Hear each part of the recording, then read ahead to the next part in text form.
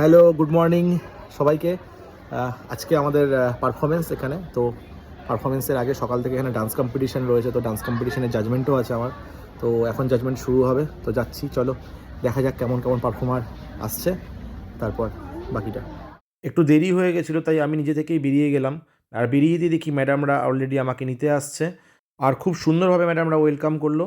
আর ম্যাডামদের কাছে জানতে পারলাম যে প্রচুর ক্যান্ডিডেট এসছে কম্পিটিশনের জন্য, যারা অপেক্ষা করছে কতক্ষণে শুরু হবে।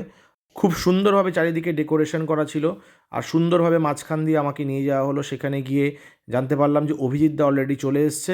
অভিজিৎদা আমার জন্য অপেক্ষা করছে। অভিজিৎদা এসছেন কলকাতা থেকে। উনি রবীন্দ্রভারতী ইউনিভার্সিটির একজন টিচার।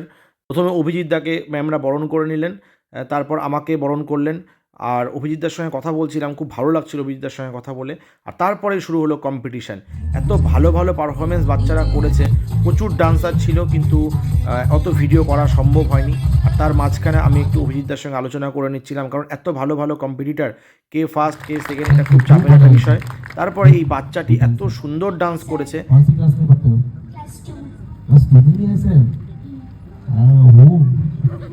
যে ফার্স্ট হলো, আর সত্যি কম্পিটিশন এরমই হওয়া উচিত, যে কাকে ফার্স্ট করা হবে, কাকে সেকেন্ড করা হবে, কাকে থার্ড করা হবে, এই নিয়ে যারা জাজমেন্ট করবে তারা টেনশনে পড়ে। যাই হোক, বাচ্চাটি ফার্স্ট হয়েছে।